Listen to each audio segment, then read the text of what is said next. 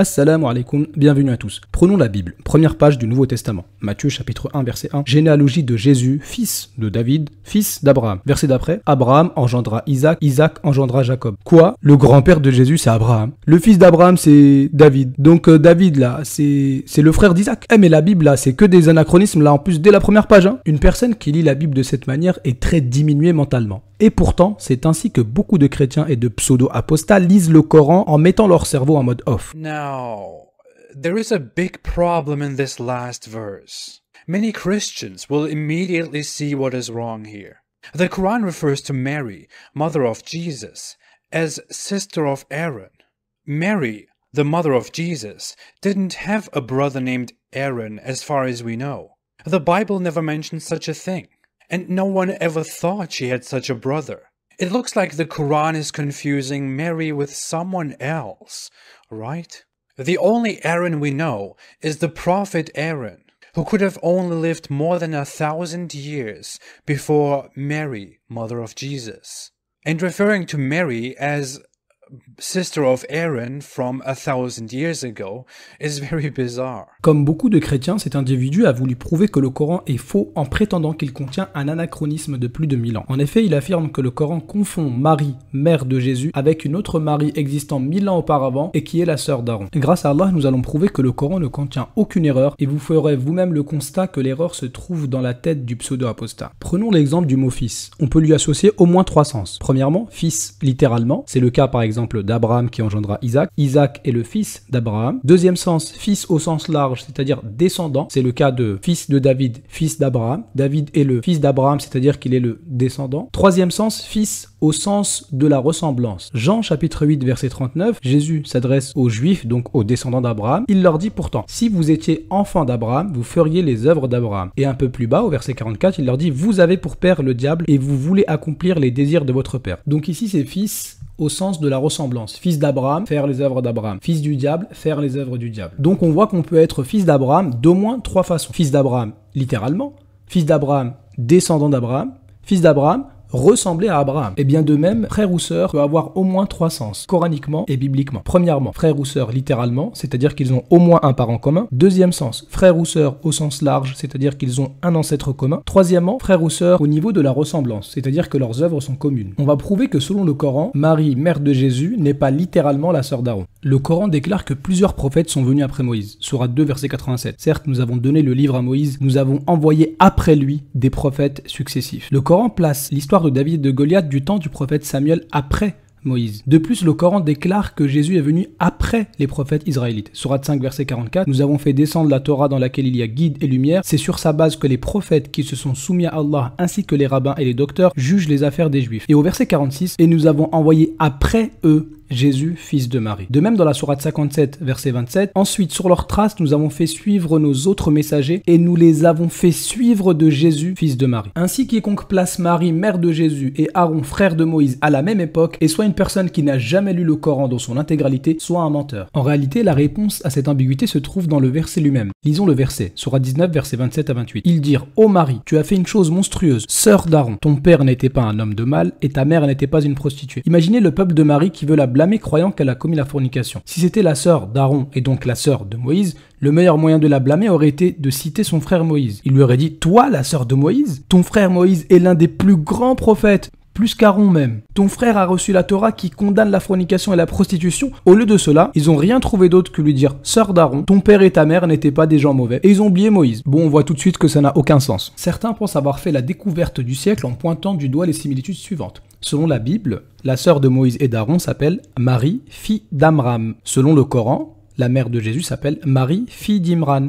Bah voilà, le Coran a confondu les deux Maries. Absolument pas. Tout d'abord, la sourate numéro 20, juste après la sourate numéro 19, reconnaît l'existence d'une sœur de Moïse et d'Aaron et ne l'a jamais identifiée avec Marie, mère de Jésus. De même, le Coran nous parle de la mère de Moïse sans jamais l'identifier avec la mère de Marie, leurs histoires étant totalement différentes. Mais alors, est-ce une grosse coïncidence s'il y avait du temps de Moïse une Marie, fille d'Amram, et que 1000 ans plus tard, il y a encore une autre Marie, fille d'Imran? Seul un ignorant, n'ayant pas la capacité de mesurer son ignorance, peut affirmer une telle chose. Prenons la Bible. Matthieu chapitre 1 verset 16. Jacob engendra Joseph, l'époux de Marie. 1. Genèse 48, 2. On avertit Jacob et on lui dit « Voici ton fils Joseph ». Ouh là là, très grosse preuve que la Bible contient des anachronismes de plus de 1500 ans. Mais non, il y a eu un Joseph fils de Jacob du temps du patriarche Jacob et il y a un autre Joseph fils de Jacob du temps de Jésus. Restons avec la généalogie de Jésus. Luc chapitre 3 verset 23. Jésus, comme on le croyait, était fils de Joseph, fils d'Élie, fils de Matthat, fils de Lévi. Autrement dit, l'arrière-grand-père de Jésus s'appelle Matthat, fils de Lévi. Et verset 29, il y a un autre Jésus et son arrière-grand-père s'appelle aussi Matthat, fils de Lévi. Bah ça c'est une belle coïncidence, hein. L'individu persiste dans son ignorance en affirmant qu'Imran ne peut pas être le nom du père de la Vierge Marie, car selon les écritures chrétiennes, son père s'appelait Joachim.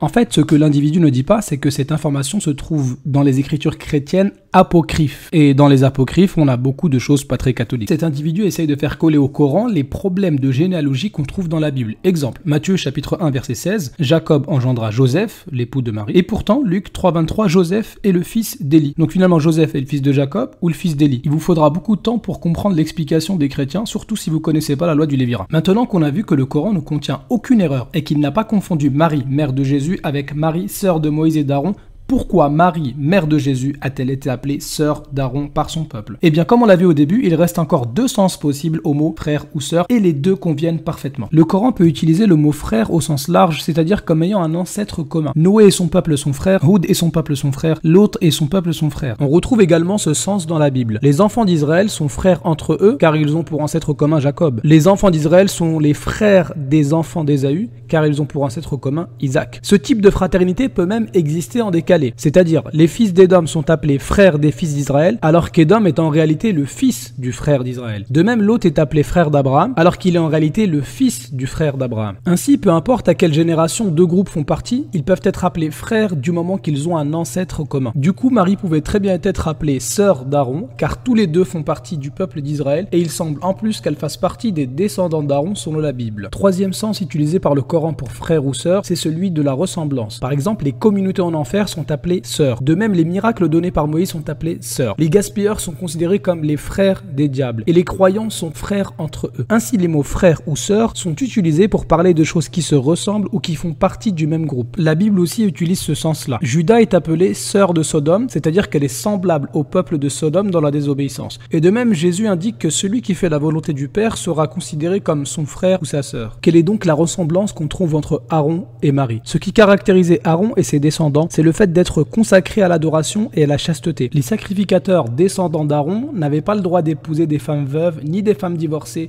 ni des femmes prostituées, mais seulement une femme vierge. Et toute fille d'un sacrificateur qui se prostituait devait être brûlée au feu. Et de la même manière, le Coran fait les éloges de Marie, mère de Jésus, plus qu'aucun livre sur terre, y compris la Bible. Le Coran comporte toute une sourate qui porte le nom de Marie. Marie a été consacrée à l'adoration dès le ventre de sa mère. Marie restait dans le temple et avait été prise en charge par le prophète Zacharie.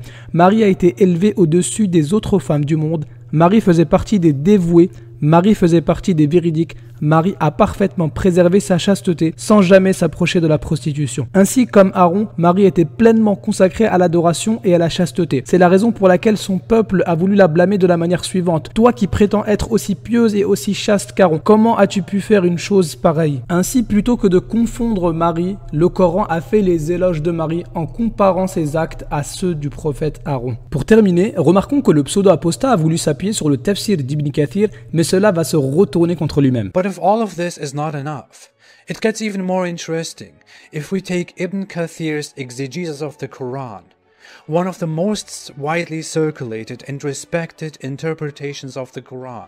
According to that commentary, Muhammad's child bride Aisha, who is respected as mother of the believers and a great scholar of Islam, was once confronted with this question as well. And first she reacted with anger.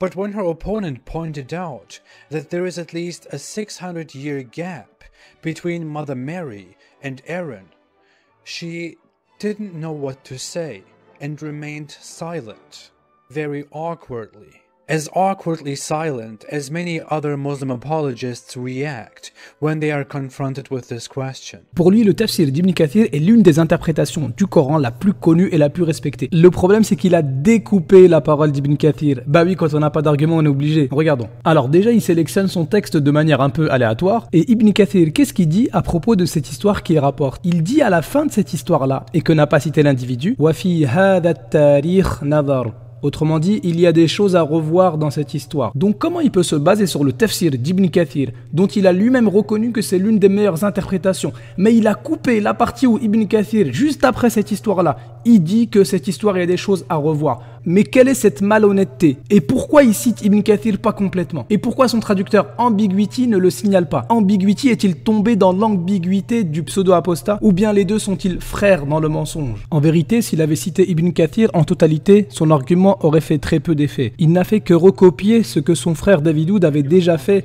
lorsqu'il avait triché de la même manière il y a plusieurs années. Le but de ce pseudo-apostat, c'est de faire la fiesta et de manger des pastas. Il cherche à faire des vidéos en critiquant le Coran pour gagner de l'argent. Mais Allah nous a mis en garde contre de tels comportements. Dès le début de la sourate 2, ce sont eux qui ont troqué le droit chemin contre l'égarement. Eh bien leur négoce n'a pas profité et ils ne sont pas sur la bonne voie.